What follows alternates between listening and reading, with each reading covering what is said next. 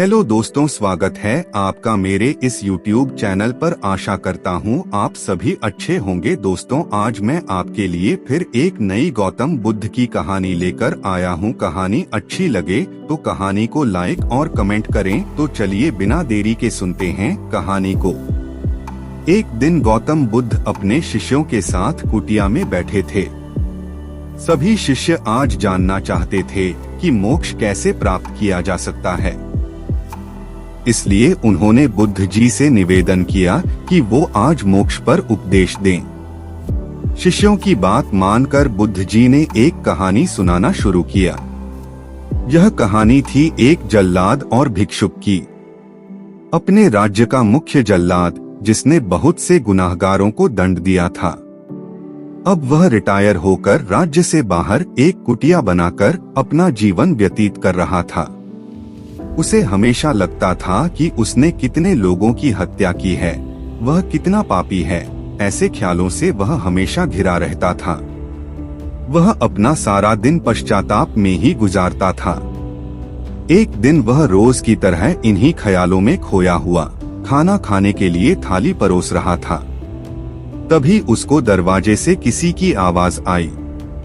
उसने बाहर जाकर देखा तो एक भिक्षुक खड़ा था। भिक्षुक के चेहरे को देखकर ही जल्लाद समझ गया कि भिक्षुक बहुत ही लंबी साधना के बाद आज उठा है और भूख से व्याकुल भी है। जल्लाद के मन में आया कि जिंदगी भर तो मैंने बस हत्याएं ही की हैं। आज मौका मिला है कुछ पुण्य कमाने का, तो इसे गंवाना नहीं चाहिए। उसने भिक्षुक को अंदर बुलाया और अपनी खाने की थाली उसे दे दी। भिक्षुक खाना देखकर बहुत प्रसन्न हुए। भर पेट भोजन करके भिक्षुक ने जल्लाद से बातचीत शुरू की। जल्लाद ने भिक्षुक को अपने जीवन की सारी कहानी सुनाई। उसने बताया कि वह कैसा काम करता था, उसने कितने लोगों को फांसी दी और वह सोचता है कि वह कितना बड़ा अपराधी है। जल्लाद की वेदना सुनकर भिक्षुक बहुत ही शांत स्वर में बोले कि क्या तुमने वो जीव हत्याएं अपनी मर्जी से की थी? जल्लाद ने कहा, नहीं, मैं तो बस मेरे राजा की आज्ञा का पालन कर रहा था। मेरा कोई भाव नहीं था उन्हें मृत्युदंड या सजा देने का। तब भिक्षुक ने कहा, तब तुम अपराधी कैसे हुए? तुम तो अपने राजा के आदेशों का पालन कर रहे थे। जल्लाद को एहसास हुआ कि वह किसी गलत काम के लिए जिम्मेदार नहीं था। उसका कोई दोष नहीं है, वह तो सिर्फ अपना दायित्व पूरा कर रहा था। इस प्रकार जल्लाद का मन शांत हुआ। फिर भिक्षुक ने जल्लाद को उपदेश दिया और उससे विदा ले ली। भिक्षुक को विदा करके जब जल्लाद वापस घर में आया, उसकी मृत्यु हो गई, जिसके बाद उसको मोक्ष प्राप्त हुआ। इतना कहकर बुद्ध जी ने कहानी को विराम दिया। सभी शिष्य बहुत ही आश्चर्य के साथ बुद्ध जी की ओर देख रहे थे। किसी को समझ नहीं आ रहा था कि जिसने इतनी हत्याएं की हो उसे मोक्ष कैसे प्राप्त हो सकता है। तब एक शिष्य ने यह दुविधा बुद्ध जी के सामने रखी।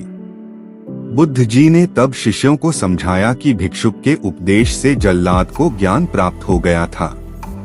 जल्लाद के जीवन में पहली बार किसी ने उसे ज्ञान का उपदेश दिया था, इसलिए मृत्यु के बाद उसे मोक्ष प्राप्त हुआ। अपनी बात को विराम देते हुए अंत में बुद्ध जी बोले, बिना ज्ञान के 1000 शब्दों का उपदेश भी बेकार है, किंतु जब शांत मन से उपदेश का एक शब्द भी सुन लिया जाए तो वह ज्ञान दे देता है, और ज्ञान से ही मोक्ष की प्राप्ति संभव है। कहानी से सीख। इस कहानी ने हमें सिखाया कि अपने कर्तव्यों का पालन बिना किसी दुर्भाव के पूरी निष्ठा के साथ करना चाहिए। साथ ही अपना मन हमेशा शांत रखना चाहिए, क्योंकि शांत मन से उपदेश सुनने पर ही वास्तविक ज्ञान प्राप्त हो सकता है, जो मोक्ष की ओर ले जाता है। हेलो दोस्तों, आशा है कि आपको ये स्टोरी अच्छी लगी होगी। स्टोरी अच्छी लगी हो तो स्टोरी को लाइक और अपने दोस्तों के साथ शेयर करें। तो मिलते हैं एक ऐसी ही स्टोरी में नेक्स्ट स्टोरी वीडियो में। अगर आप इस चैनल पर नए हैं तो आप मेरे इस YouTube चैनल स्टोरी अड्डा बाय एपी को सब्सक्राइब करें। Thanks for watching.